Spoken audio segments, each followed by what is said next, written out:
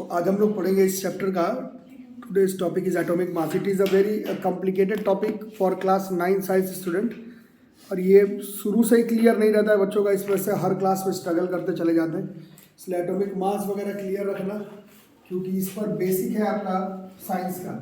ठीक है, तो कल ये नाम से ही पता चला एटॉमिक मास का मतलब क्या हुआ, एक एक एटम का क्या निकालना है, मास। कल का जो लोग क्लास किए थे आपको याद होगा, एक एटम ऑलरेडी इतना छोटा है, एटम का साइज ऑलरेडी इतना छोटा है, एटम का साइज ऑलरेडी इतना छोटा है। कल के क्लास में बताया गया था। नेकेड आई तो बहुत छोटा बात है, वो इलेक्ट्रॉन माइक्रोस्कोप, एडवांस माइक्रोस्कोप से भी नहीं नजर आता। एसटीएम स्कैनिंग टनलिंग माइक्रोस्कोप से किसी भी तरह से उसका रेडिएशन जो है सरफेस का वो दिखता है। तो इससे आप समझ सकते हैं कि एटम कितना छोटा होता है। और रेंज भी बताया गया था कि हाइड्रोजन के एक एटम का एटॉमिक रेडियाई जो है वो 10 की पावर -10 मीटर के रेंज में, ये कल आप लोग लिखे थे। जो चीज़ इतना छोटा है, जो कि इस एडवांस्ड माइक्रोस्कोप से भी नज़र नहीं आता है, ये तो पहला प्रॉब्लम था। आज हम लोग दूसरे प्रॉब्लम के बारे में बात करेंगे, इतने छोटे चीज़ का मास कैसे निकालोगे। जैसे जो चीज़ खुद इतना छोटा है, जो कहीं से भी नज़र नहीं आ रहा, अभी तो वो तो किस तरह से करेंगे भी, बट आज का दिक्कत उससे बड़ा है कि एटम का मास कैसे निकाला जाए। ठीक है, तो atomic mass is a very complicated topic. Scientists are struggling from last 200 years. 200 साल से बातें चल रही है कि एटम का मास कैसे निकाला जाए, क्या निकाला जाए, क्या होना चाहिए। कमाल का टॉपिक है ये सब टॉपिक, जिनका साइंस में छूटते चले जा रहा है, फिर कोई उपाय नहीं है आपके पास। ठीक है, ये सब चीज़ लाइफ भर स्ट्रगल करवाता है बच्चों। ठीक है, तो एटॉमिक मास का कॉन्सेप्ट ऐसा बना कि सभी साइंटिस्ट और केमिस्ट के पास ये प्रॉब्लम आया कि कैसे आखिर निकाला जाए, क्योंकि एटम का साइज बहुत छोटा है, तो उसका मास निकालना प्रैक्टिकली हमारे लिए इम्पॉसिबल है। तो आखिर एटॉमिक मास को कैसे निकाला जाए, क्या लिखा जाए। ठीक है, तो इसमें आपके बुक में लिखा गया है, देखो अगर किताब का अगर आप लैंग्वेज पढ़ेंगे 9th क्लास का, 11th वाला है, 9th का पढ़ोगे तो कॉन्सेप्ट थोड़ा अलग अलग बनता है, बट मेन कॉन्सेप्ट जो है वो सेम है। मेन कॉन्सेप्ट देखो सेम क्या है, अभी अच्छे से सुनना, 2 मिनट सुनोगे तो याद आ जाएगा या फिर समझ में आ जाएगा। इतना तो समझ गए, इसका साइज बहुत छोटा है। रेडियस का साइज ही अगर जा रहा है 10 का पावर -10 में, तो मास का क्या रेंज में जाना चाहिए, आपको कुछ आइडिया है? एक एटम का मास का रेंज क्या जाता है? नहीं आइडिया, चलो ठीक है, बुक में लिखा हुआ है, अभी हम लोग लिखेंगे। ये -10 की पावर -26, 10 की पावर -27, उस रेंज में है। क्या किसका मास? एटम ऑफ एन एलिमेंट का मास जो है उसका रेंज किस रेंज में जा रहा है? 10 की पावर -26, 10 की पावर -27, उस रेंज में। ठीक है, और ऐसा कोई यूनिट नहीं है जिसमें हम लोग ये सब याद कर सके। ठीक, ना तुम्हें याद करना है ना मेरे को याद करना है। तो हमारे पास एक अगला वाला चैप्टर भी नहीं, इसी चैप्टर में ना, मोल कंसेप्ट इसी चैप्टर में। तो मोल कंसेप्ट में इसके बारे में और भी बताया जाएगा अभी जस्ट 1-2 दिन में, बट फिलहाल जो टॉपिक लगा हुआ है एटॉमिक मास, उसके बारे में सुनेंगे कि क्या करना है। तो साइंटिस्ट्स ने क्या किया कि जितना भी एटम्स है ऑफ एन एलिमेंट, उसका मास कैलकुलेट किया। कैसे कैलकुलेट किया? तो मोल कंसेप्ट से अगले टॉपिक में पढ़ेंगे। फिलहाल टॉपिक क्या कहता है उसको ध्यान से सुनना। सारे एटम का क्या करना है? मास निकाल करके रखना है। साइंटिस्ट का काम है, तुम्हारा मेरा काम नहीं है। और उसके बाद उन सारे मास को हम लोग कार्बन का एटम, कार्बन हम लोग 1-2 दिन पहले एक अनऑफिशियल टॉपिक आइसोटोप भी पढ़े थे, याद आ रहा है? डेल्टन के एटॉमिक पोस्टुलेट के ड्रॉबैक में। तो कार्बन के एक्चुअली में 2 आइसोटोप मिलता है धरती पर, C12 भी मिलता है, C14 भी मिलता है। तो फिलहाल हम लोग इसको कंसीडर करेंगे। तो रूल अच्छे से सुन लेना। कार्बन C12 एटम का मास कैलकुलेट करना है, C12 एटम का मास कैलकुलेट करना है, ध्यान से सुनना। उसको 12 से डिवाइड करना है। क्यों करना है आगे बताता हूँ, फिलहाल याद करना होगा क्या करना है। C12 एटम का मास निकालना है, उसको किससे डिवाइड करना है? 12 से। कुछ वैल्यू आएगा, कितना वैल्यू आएगा वो भी मैं लिखवाता हूँ। ये समझ में आ रहा? अब क्या करना है, बाकी भी जितना है भी एटम ऑफ एलिमेंट है उसका मास भी निकाल करके रखना है, वो भी बहुत कम आएगा।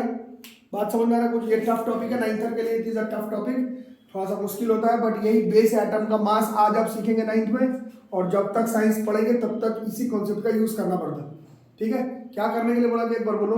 C12 एटम का मास लिखेंगे, अभी मैं लिखूंगा, उसको कितने से डिवाइड करोगे? 12 से। कुछ आएगा आंसर बिल्कुल पॉइंट में आएगा ना, एकदम भयानक पॉइंट में आंसर आएगा। ठीक, उसके बाद क्या करने के लिए बोला गया है? हर एलिमेंट के एटम का मास कैलकुलेट करने के लिए बोला गया। वो भी कैसा आएगा? वो भी बिल्कुल पॉइंट में आएगा। अरे समझ में? और अब इन दोनों को हम लोग कंपेयर कर लेंगे। कंपेयर का मतलब समझ रहे हो क्या हुआ, दोनों को डिवाइड करेंगे, कंपेयर करेंगे, तब जो वैल्यू आएगा उसी को हम लोग एटॉमिक मास कहते हैं। यही तरीका है एटॉमिक मास निकालने का। पहला कॉन्सेप्ट अभी मैं फिर से बता रहा हूँ, अभी आप लोगों को याद हो जाएगा। पहला दिक्कत यह है कि एटम का साइज बहुत छोटा है, इतना छोटा कि उसका जब मास निकालेंगे तो बहुत छोटा हो जाएगा। बहुत छोटा मतलब किस रेंज में, 10 का पावर -26, 10 का पावर -27, ऐसा कोई यूनिट हमें पता होता नहीं है साइंस में, है ना। तो हम लोग क्या करते हैं, C12 एटम का मास निकालते हैं, उसको 12 से डिवाइड करते हैं, ठीक। उसके बाद क्या करेंगे, जैसे हाइड्रोजन के बारे में बात करो, हाइड्रोजन के एलिमेंट के एक एटम का मास निकालेंगे, फिर उसका मास को C12 एटम के मास के 1/12 से कंपेयर करेंगे, और जितना टाइम्स वो ज्यादा होगा या कम होगा, अभी मैं लिखवाऊंगा, वही हो जाएगा एटॉमिक मास।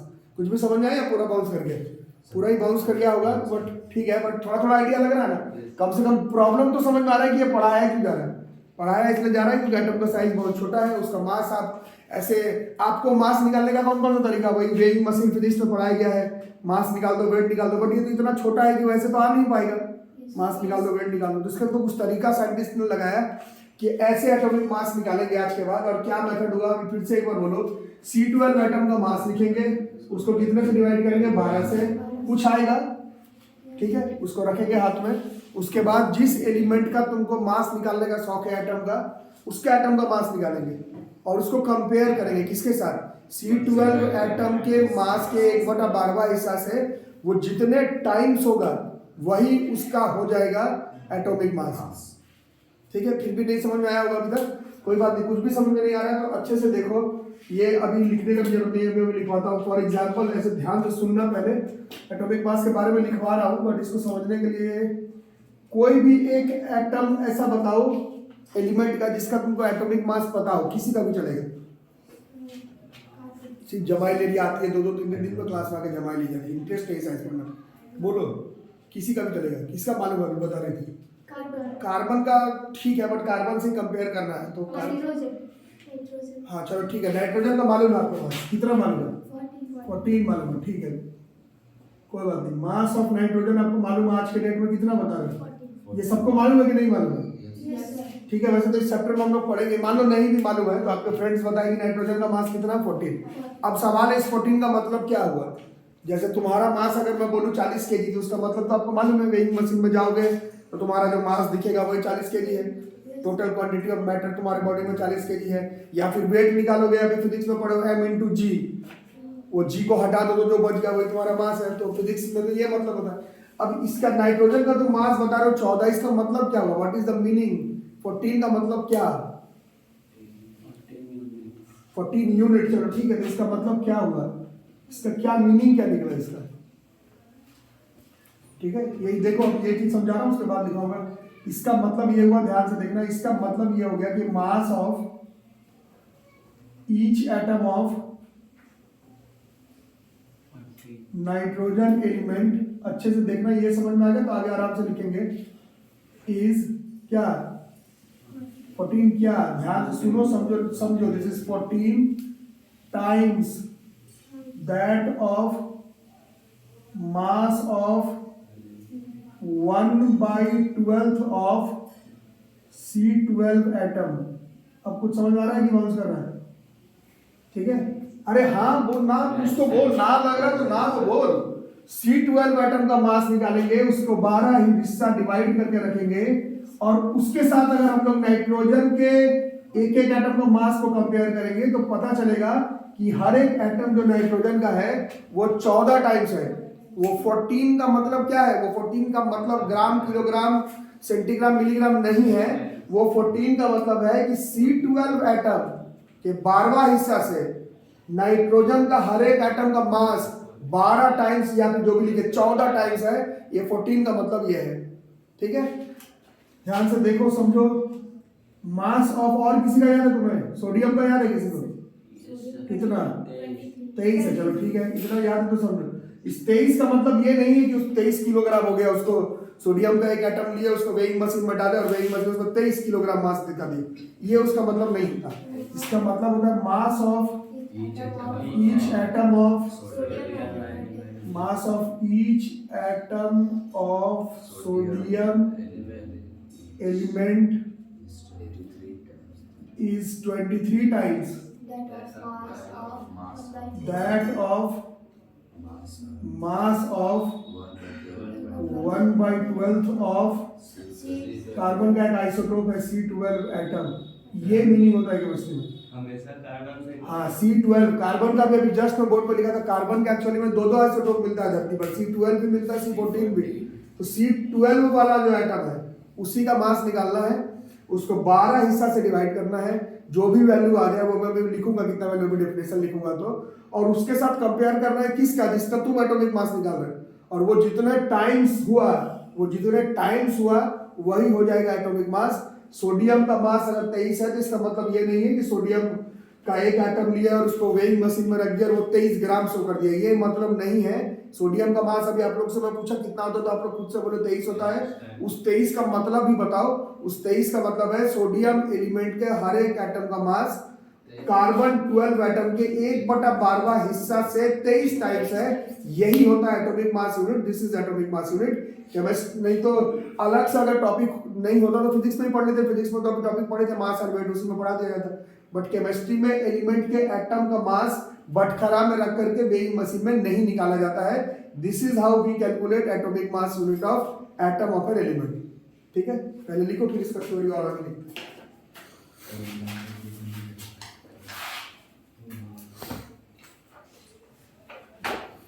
तो देखो पहला क्वेश्चन इसमें अभी आपके फ्रेंड्स अराइज कर रहे हैं कि आखिर कार्बन से क्या बात है ना।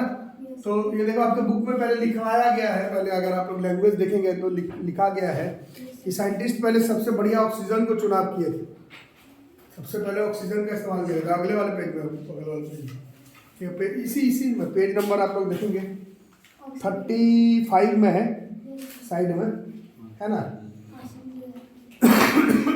दिख रहा है।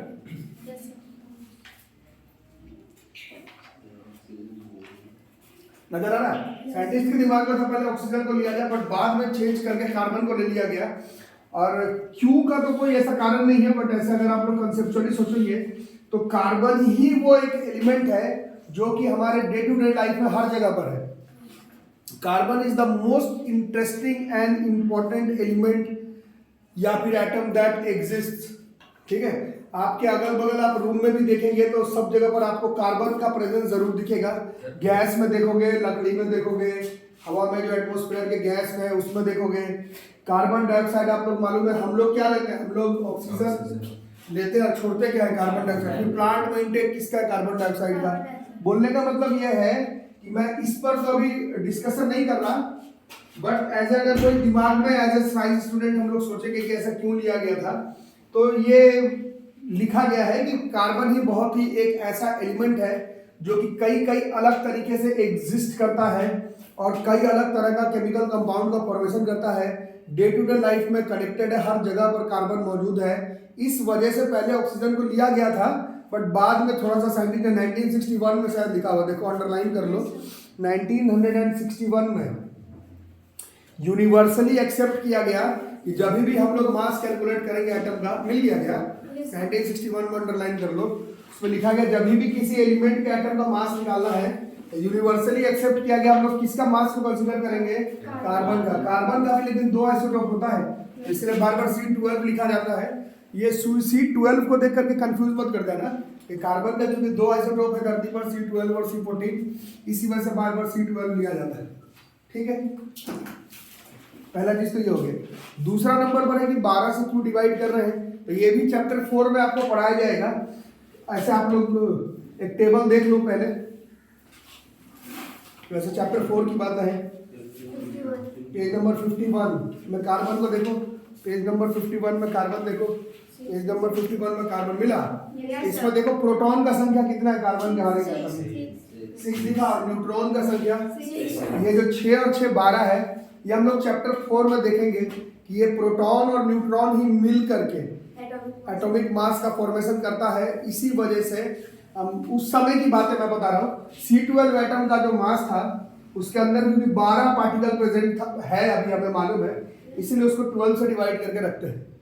ठीक है, तो क्या क्या करना है, C12 एटम लेना है, उसके मास को किससे डिवाइड करना है, 1/12 को, और जो वैल्यू आए उसी से कंपेयर कर जाना है जिस एलिमेंट के एटम का मास निकालना है उससे जो यूनिट आएगा उसी को हम लोग एटॉमिक मास यूनिट कहते हैं। ठीक है, तो सबसे पहले इसमें ऐसे थिंग्स टू रिमेंबर में मास ऑफ C12 एटम, ये भी कैसे कैलकुलेट किया ये भी आपको मोल कंसेप्ट मतलब इसी चैप्टर में थोड़ा सा आगे पढ़ना है, बट फिलहाल तो टॉपिक एटॉमिक मास है, याद करना है। मास ऑफ कार्बन के 12, कार्बन 12 का मतलब 12 बार कार्बन नहीं है, C12 का मतलब क्या है कि कार्बन का आइसोटोप है C12, उसका बात किया जाता है। इसका वैल्यू होता है 1.99 इंटू 10 की पावर, ये वैल्यू याद नहीं करना है बट कॉपी में तो होना चाहिए। इतना केजी मास है, किसका मास है ये? कार्बन 12 का। तो अकॉर्डिंग टू डेफिनेशन एक atomic mass unit, 1 atomic mass unit, इसको पहले AMU कहते थे बट अब सिर्फ U कहते हैं। और ये क्या है? This is 1/12 of mass of C12 atom, this is 1.9926 10 की पावर -27। इसको जब हम लोग डिवाइड करेंगे तो हमारी वैल्यू आ जाएगी 1.66 इंटू 10 की पावर -27। वहां पर कुछ गलत लिखा गया, mass of C12 atom is 1.9926 into 10 की पावर -26 होता है, इसको थोड़ा सुधार लो। ठीक है, और ये हो जाता -27 kg। यही हमारा वैल्यू है 1 U का। बोला ना समझ में? अरे हाँ ना बोल भाई। तो इसका मतलब है कि एक ऐसा एलिमेंट भी आपको मालूम है जिसका कि एटॉमिक मास 1 ही है। कौन है वो? हाइड्रोजन। इसका मतलब है हाइड्रोजन का एक एटम का मास कितना है? यहाँ पर जो बोर्ड पर 1 U का वैल्यू है वही हो जाएगा, दिस इज 1.66 इंटू 10 की पावर -27 kg। कुछ भी समझ में आ रहा है या बाउंस कर रहा है? आ रहा है समझ में? तो एक्चुअली में हाइड्रोजन के एक एटम का मास ऑलरेडी डिफाइंड हो गया। ये हम लोग हाइड्रोजन के एक एटम का मास डिफाइन नहीं कर रहे थे, हम लोग तो डिफाइन करते कि एक U का वैल्यू कितना है, बट हाइड्रोजन का आप लोग खुद याद कर आए कि वैल्यू एक U ही होता है। तो ये जो वैल्यू है 1.66 इंटू 10 की पावर -27 kg, यही एक यूनिट है और this is the meaning of U। तो आज के बाद आप कभी भी जो मास याद करें सोडियम का, जो आप लोग बता रहे थे 23 U है, और आप लोग बता रहे थे ऑक्सीजन का कुछ बता रहे थे 16 U है, उसका क्या मतलब हो गया? अब आपसे कोई पूछे देयरफॉर हम लोग ऐसा कह सकते हैं, if mass of oxygen atom कितना याद किए हो? कुछ 16। इसका मतलब क्या हो गया? तो इसका मतलब ये मत बता देना कि इसको बटखरा में लेके गए थे 16 kg दिखा दिया, ये मतलब नहीं है। इट मीन्स दैट, हाँ बिल्कुल, इट मीन्स दैट दो डेफिनेशन इसका बनेगा। पहला मतलब ये हो गया, इट मीन्स दैट पहला डेफिनेशन ये हो गया कि mass of each atom of oxygen element is 16 times that of mass of 1/12 of C12 atom. या फिर डायरेक्ट आज के बाद ऐसा भी बोल सकते हैं, या फिर हम लोग ऐसा भी बोल सकते हैं कि mass of each atom of oxygen element is 16 into, एक का मास मेरे को मालूम है 1.66 इंटू 10 की पावर -27 kg। तो ये दोनों डेफिनेशन है। कम से कम आज के बाद कोई पूछे कि मैग्नीशियम का मास 24 है तो इसका क्या मतलब हुआ, तो ये मत बोल देना कि 24 का मतलब 24 किलोग्राम हो गया बटखरा में रखने पे वेइंग मशीन में। उसका मतलब बताना कि each atom of magnesium is 24 times that of mass of 1/12 of C12 atom, और each atom of magnesium element is 24 into 1.66 into 10 की पावर -27 के। ठीक है, तो बढ़िया से देखो, आपको 16 into 1.66 into 10 की पावर -27 kg इसको मल्टीप्लाई करके जो वैल्यू है वो याद करना अच्छा लगेगा, या फिर 16 है वही याद करना ठीक है? 16 है वही याद करना ठीक है। इसका मतलब ये है कि आज के डेट में हम लोग केमिस्ट्री में जो भी एटॉमिक मास याद करेंगे आज के बाद, जब तक आप साइंस में याद करेंगे, वो U के फॉर्म में ही याद करेंगे। अगर आपको बहुत शौक है तो सबका U के फॉर्म में, तो तुम्हें मालूम है हाइड्रोजन का 1 है, हीलियम का 4 है, लिथियम का 7 है, हाइड्रोजन लिथियम बेरिलियम का 8 है। तो ये 8 याद करना अच्छा लग रहा है कि 8 इंटू 1.66 इंटू 10 का पावर माइनस 27 के जी याद करना ठीक लग रहा है? 8 याद करना ठीक लग रहा है। और यही साइंस का कॉन्सेप्ट है। आज के बाद अब जब तक साइंस पढ़ेंगे, फिजिक्स में, केमिस्ट्री में, बायोलॉजी में, जहां पर भी काम पड़ जाएगा, एलिमेंट के एटम का मास हम लोग कभी भी किलोग्राम में नहीं लेंगे, वो यू पर लेंगे। किलोग्राम में लेने का शौक है तो पूरा वैल्यू बताना पड़ेगा। कोई दिक्कत इसमें किसको? समझ गया एटॉमिक मास यूनिट? लिखो।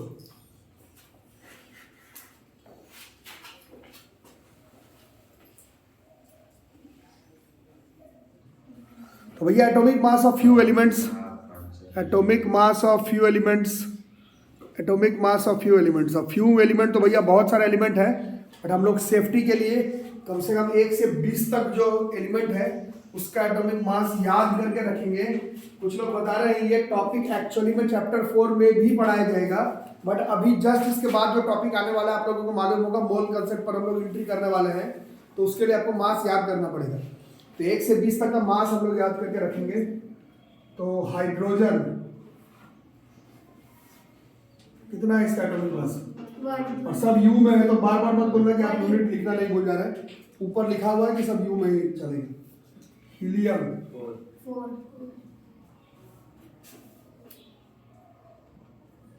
Lithium 7,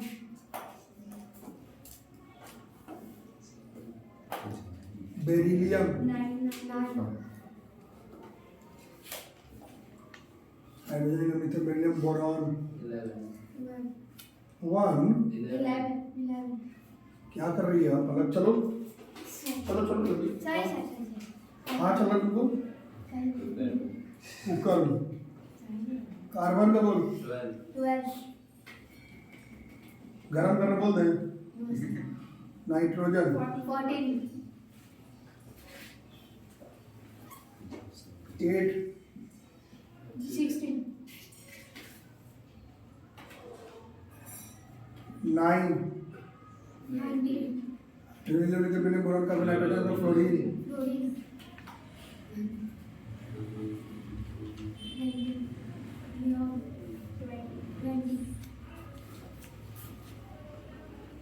sodium 23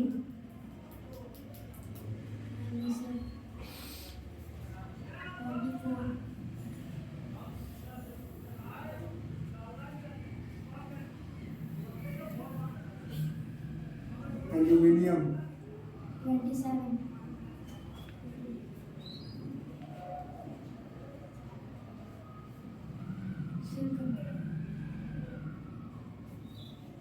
silicon 28 radical sodium magnesium phosphorus 31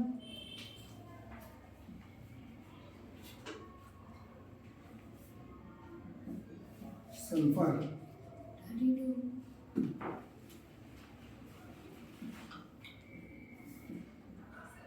chlorine 35.5 यहाँ पर स्टार मार्क लगा लेना थोड़ा। Yes sir. इसका जो है वो 35.5 है। कैसे आ रहा है पॉइंट में वो अगले चैप्टर में बताऊँ। Yes sir. आइसोबार नहीं आइसोटॉप्स के 18 नंबर। इसमें स्टार मार्क लगा लेना। 40 आर्गन 40 पोटेशियम 39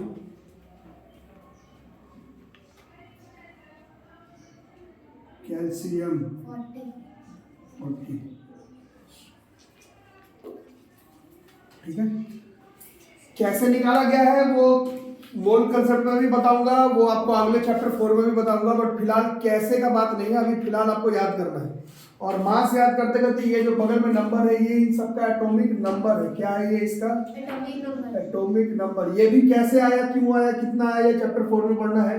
फिलहाल आपको ये याद करना पड़ेगा एटॉमिक नंबर और एटॉमिक मास, इन दोनों के बारे में आपको एटलीस्ट 1 से 20 तक का बीच का जो वैल्यू है वो आपको याद करना है।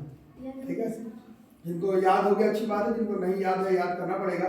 अब एटॉमिक नंबर क्या है वो मैं इस टॉपिक में तो नहीं बताऊंगा, क्योंकि टॉपिक आपका एटॉमिक मास यूनिट चल रहा था, है ना। बट इतना तो है कि आपको पीरियोडिक टेबल में जो पहला 20 एटम्स ऑफ एलिमेंट है उसका एटॉमिक नंबर भी याद करना है और साथ साथ उनका एटॉमिक मास भी कंपलसरी है।